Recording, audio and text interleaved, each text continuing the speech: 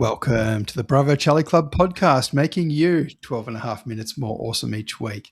He's Ben. I'm Richard. Let's go. Ben, how you doing this week? I'm well, mate. I'm on the hero's journey. How are you doing? Yeah, good. Very good. Very good. On the journey as well. Yes. Still writing it from last week. Yes. And it was a slightly longer episode last week, but I got a lot out of it. Really enjoyed it.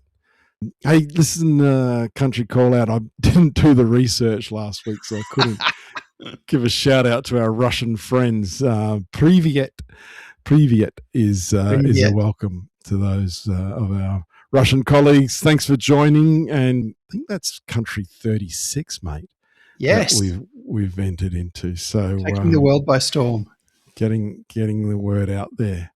All right, let's get into it, mate. Fully Awake Project. What have you got?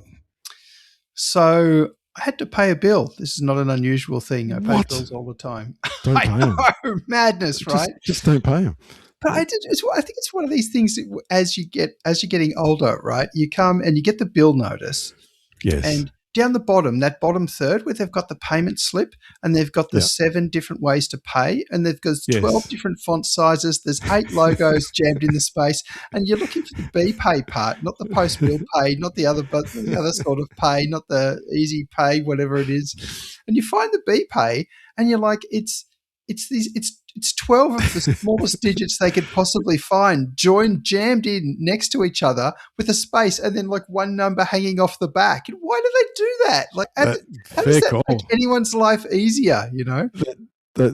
You're right. You need a magnifying glass. So do you resort to posting them a check?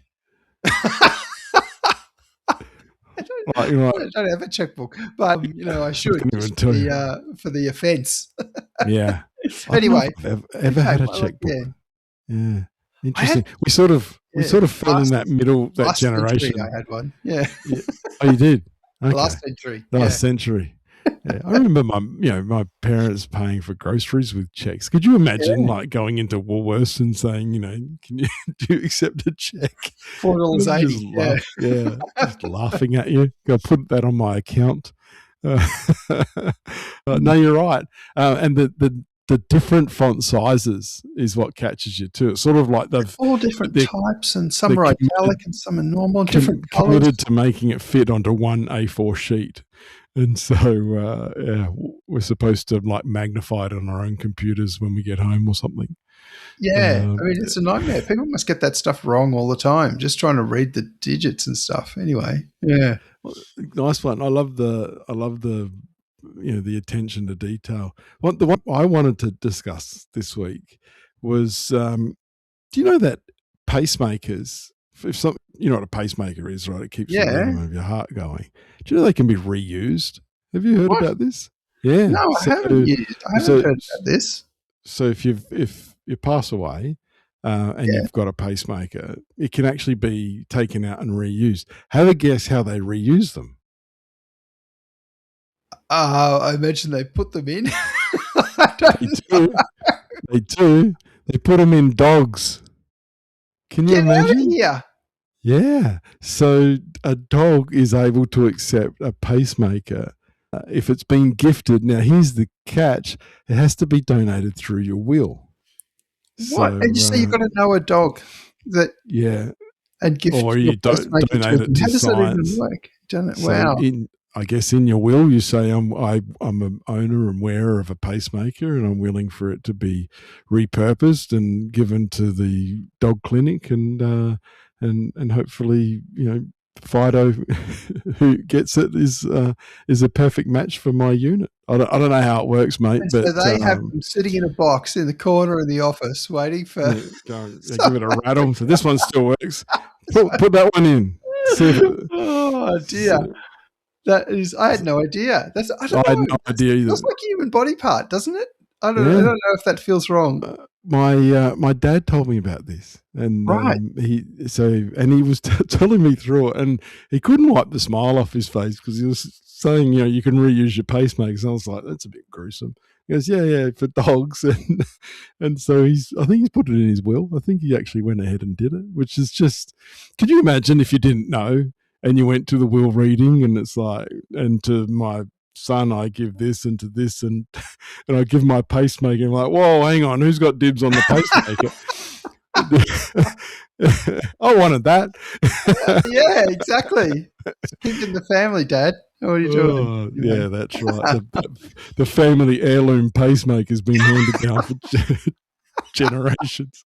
But there you go. So if you've got someone in your family who does wear a pacemaker, let them know that they can be repurposed. That was an interesting one. Yeah. Travel tip of the week. There's no logical segue from dogs and pacemakers into travel tip of the week, so I'm just going to load up. I'm a big fan of Audible books, and we talked about the vehicle relocation that I did last week. Yeah. And I just thought I'd make a shout out that if you're on a long commute or even layovers in airports, it's just the greatest way to use time well. If you're not a podcast listener, which feels funny saying, given that the people who are listening literally, I'm an idiot. Anyway, keep going. That's not a spade, that's a shovel. If you do listen to Audible books, I just think it's a wonderful time to spend on commutes, especially on long commutes and that vehicle relocation. And I listened to a book called Shantaram, which is written by an Australian author. It's 42 hours long. Famous book, yeah. It's quite a famous book. But how about a shout out to the narrators? Because the guy who read this book, A, spoke for 42 hours, but B, spoke in many, many, many different accents, and from a range of people that the character interacted with. And I actually did some looking into the guy who narrated the book, and he's an actor. Like, he actually has a history. He actually teaches drama, and I think I've got that right. I hope I've got that right. But I connected with him on LinkedIn and sent him a message and just said, mate, I'm sure Shantaram read is amazing, but with you reading it, it was epic, and just said thank you to him. And he responded. He gave me a thumbs up and said thanks. So there you go. Nice. Yeah, cool. It was pretty cool. So how long have you been audibling? How long have you been on the Audible bus?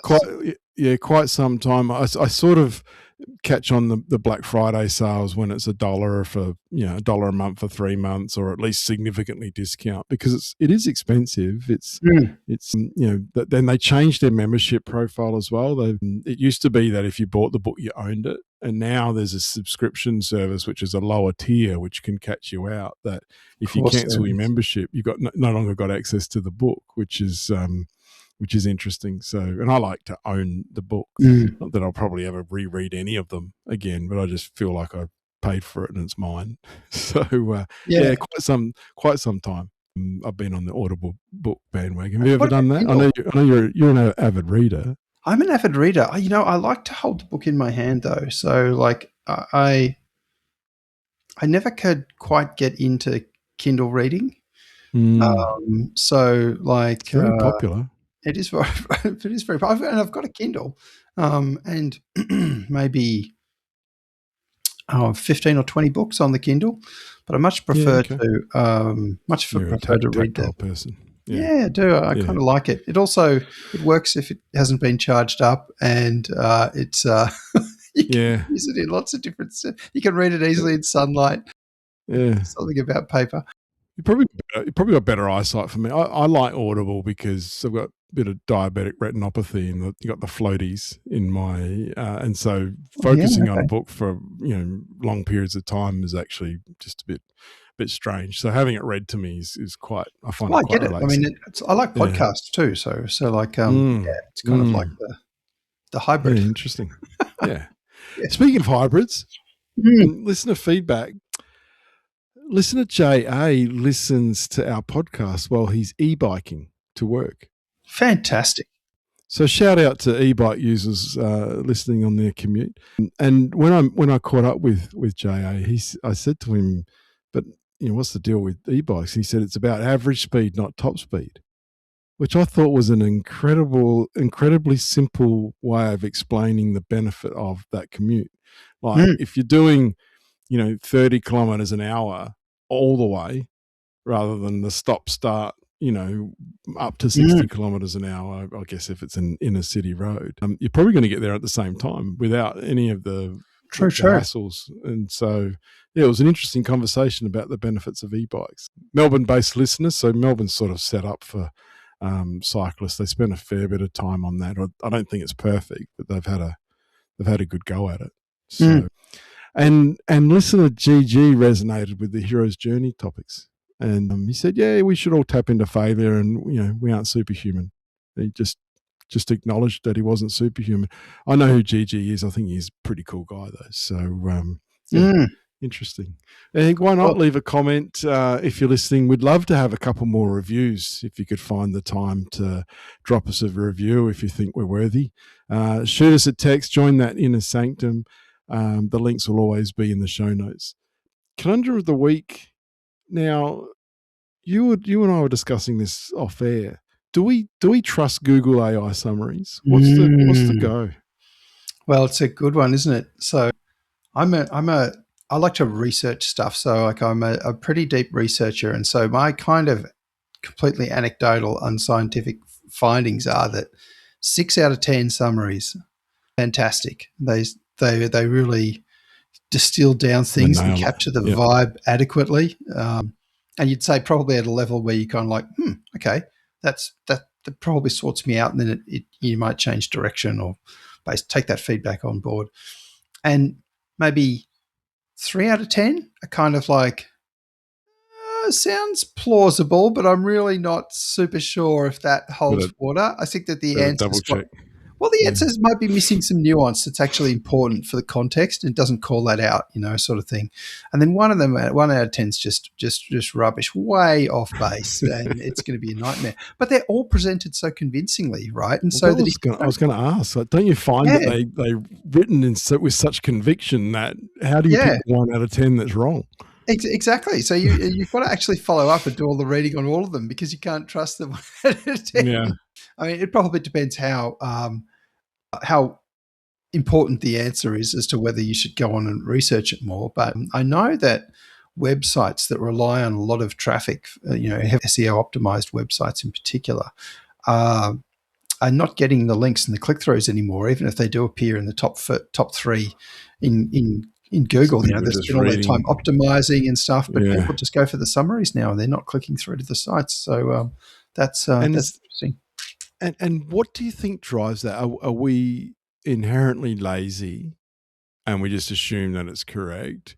Or are we rightfully, and I think that's fair, assuming it's correct? Like, do you know what I mean? Like, should we be fact checking, or is it a reasonable assumption? I think that's a great question, and I think perhaps maybe a sort of maybe a parallel question too is that sort of pre-AI summary era, the game was optimizing your website to get to the front page, right? If you got to the front page, to get to the top of the front page, because you got such a high distribution of clicks and hits.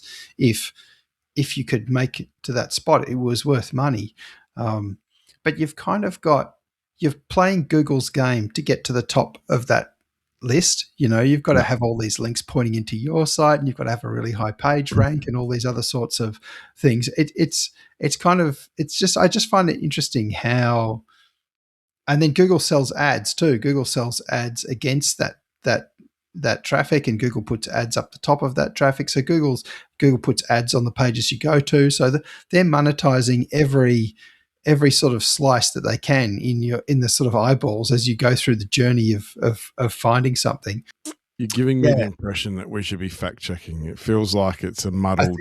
I think it is. The whole thing is a muddled result. Really. They'll tell you what they want to sell you. Interesting. Interesting. Yes.